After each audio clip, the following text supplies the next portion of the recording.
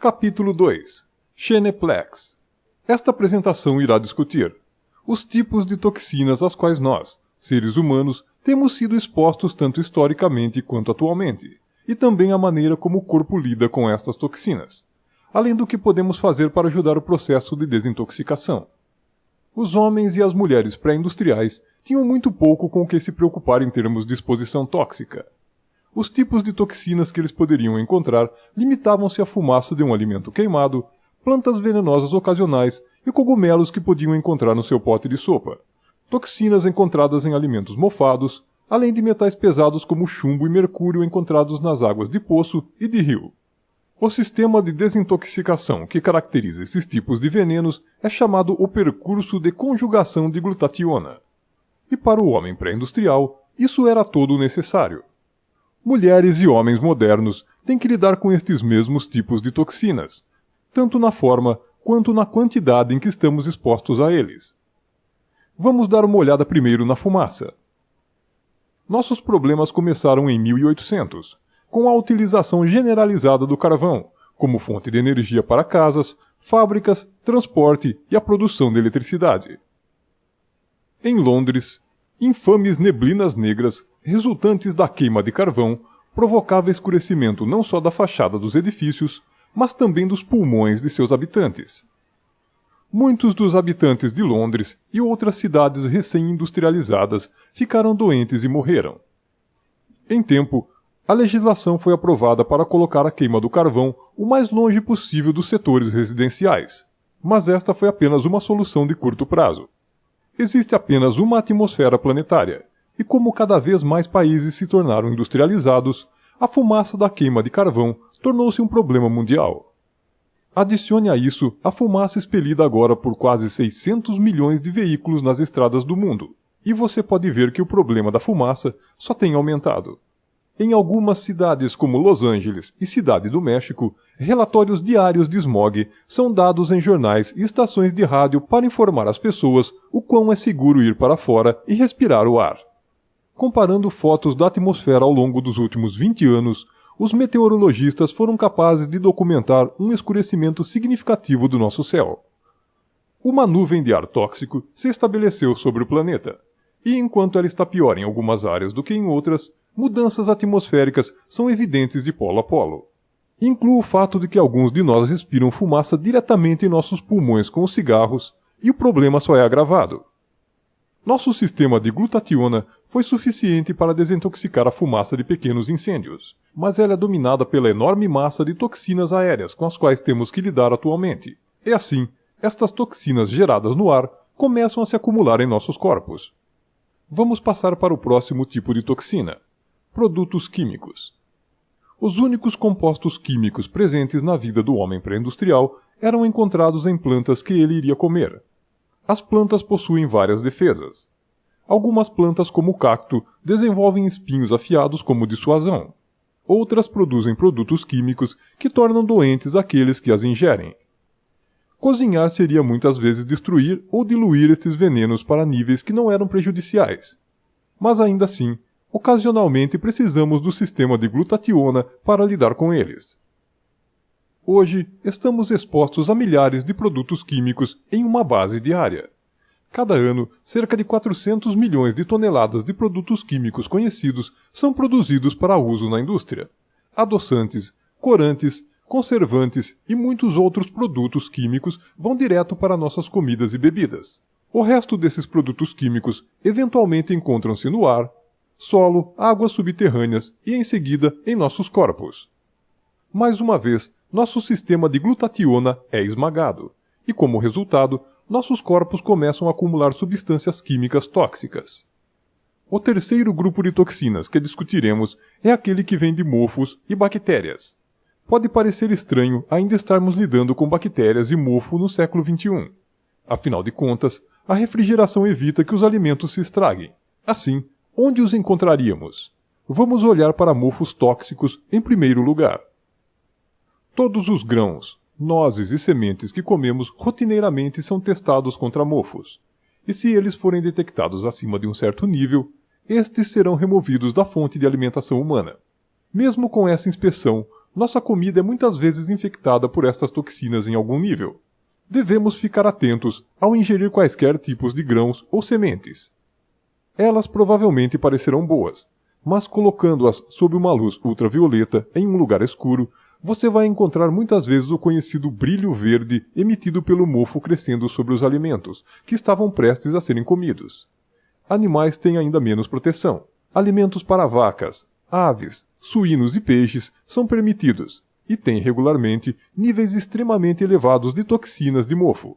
O alimento considerado demasiado mofado para o consumo humano é adquirido largamente para esses animais azarados. Durante a vida do animal, estas toxinas do mofo continuam a concentrar-se nos seus tecidos em crescentes quantidades. Em seguida, quando comemos estes animais tóxicos, suas toxinas são passadas para nós. Através do princípio da ampliação biológica, muitas vezes acabamos com os níveis desta toxina centenas de vezes maiores do que o gado que comemos realmente, e milhares de vezes maior do que o alimento mofado ingerido pelo animal. O que se adiciona a esta realidade, em se tratando de uma maior exposição a toxinas do mofo, é também o fato de que, desde o dia em que nascem até o dia de seu abatimento, estes animais são todos maciçamente expostos aos antibióticos, de modo a impedir que suas condições de vida apertada e anti-higiênica sejam uma fonte de infecções. Quando você inclui o mofo crescente nas paredes e sistemas de ventilação da maioria das casas e edifícios de escritórios, você pode ver que temos realmente uma significativa maior exposição a toxinas do mofo agora do que tínhamos há 300 anos. Mais uma vez, nosso sistema de glutationa é esmagado, e como resultado, nossos corpos começam a acumular toxinas do mofo. Ok, nós discutimos mofos. Agora vamos olhar para as bactérias. A melhor higiene anulou a maior parte de nossa exposição bacteriana, com uma exceção: a bactéria que levamos para dentro de nossos corpos por meio da maior higienização. Pode ser surpreendente para você aprender que há mais células bacterianas vivendo dentro de seu intestino do que há células em seu próprio corpo. Bilhões de bactérias vivem em nossas bocas, em nossa pele, mas especialmente no nosso intestino. Agora, se você mamou bastante enquanto criança e foi medicado com antibióticos, então é provável que seu intestino está cheio de vida saudável. Eles ajudam estas bactérias boas a digerirem o alimento e a produzirem coisas úteis como vitaminas B e vitamina K. Por outro lado, se você nunca tomou antibióticos, então você já matou algumas de suas bactérias boas, e as más bactérias podem estar crescendo em seu lugar. Estas bactérias más podem secretar produtos de resíduos tóxicos, por vezes diretamente em nosso fluxo sanguíneo, dia a dia, por nossas vidas inteiras. Mais uma vez, o nosso elaborado sistema de glutatonina é necessário para lidar com estas toxinas. Finalmente, vamos discutir a exposição ao metal pesado. A única fonte de metais pesados pré-industrial para homens e mulheres teria sido sua água potável. Água filtrada de poços e rios poderiam ter pequenas quantidades de chumbo, mercúrio, arsênio e outros metais, mas raramente em quantidades altas o suficiente para ser motivo de preocupação na maioria dos locais.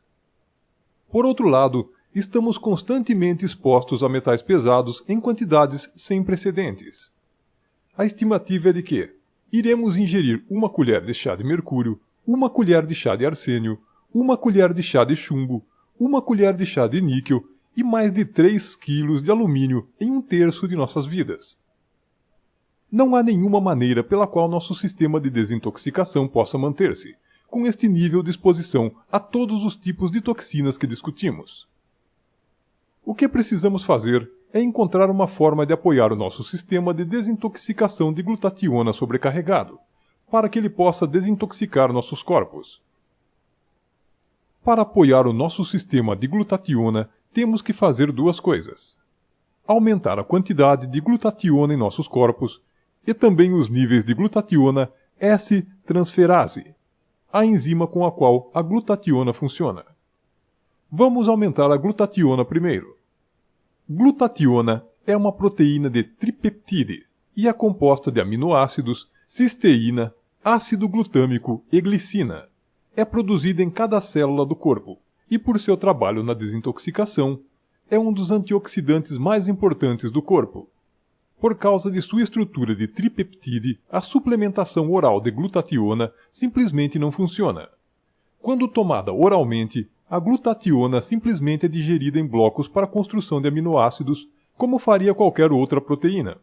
Por esse motivo, a glutationa, em casos de intoxicação aguda, é dada por via intravenosa. A glutationa simplesmente não pode passar intacta pelo processo de digestão. Outro método para aumentar a glutationa é ingerir cisteína, glicina e ácidos glutâmicos.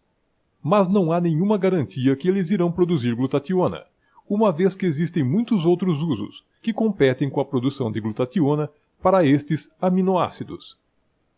Felizmente, há uma outra opção. Glutationa também pode ser dada por supositório, uma vez que não há enzimas digestivas ou ácidos no cólon para quebrar a glutationa administrada por via retal entra no corpo totalmente intacta.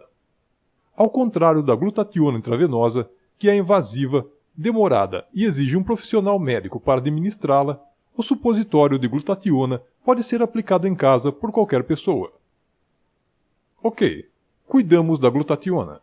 A segunda coisa que precisamos fazer é com que a enzima cofator glutationa aumente a glutationa S-transferase. É a glutationa S-redutase que realmente anexa a glutationa às toxinas. Sem esta enzima, a glutationa simplesmente não funcionará. Assim que nós saibamos como aumentar a glutationa, a questão que permanece é como podemos aumentar a glutationa S-transferase. A resposta é surpreendente. Através do café. Todos conhecem a capacidade do café em nos manter acordados, mas também é um grande desintoxicador se tomá-lo por via retal. Beber o café não terá o mesmo efeito. Isto porque, quando o café é ingerido de modo retal, vai direto para o fígado, onde tem um efeito totalmente diferente do que quando você o bebe. O café ingerido por via oral é um estimulante, mas apenas um leve desintoxicador. Quando administrado por via retal, é um relaxante e um poderoso desintoxicador. A primeira aplicação registrada do café administrado por via retal foi em um hospital do exército alemão na Primeira Guerra Mundial, onde foram descobertos seus efeitos curativos completamente por acaso. Os pacientes recebem muitas vezes enemas para esvaziar seus intestinos antes da cirurgia. Em um caso, uma enfermeira alemã não conseguiu encontrar qualquer outro tipo de líquido quente para usar. Deu enemas para alguns soldados com café, ao invés de água. Os pacientes que receberam os enemas de café improvisados relataram uma diminuição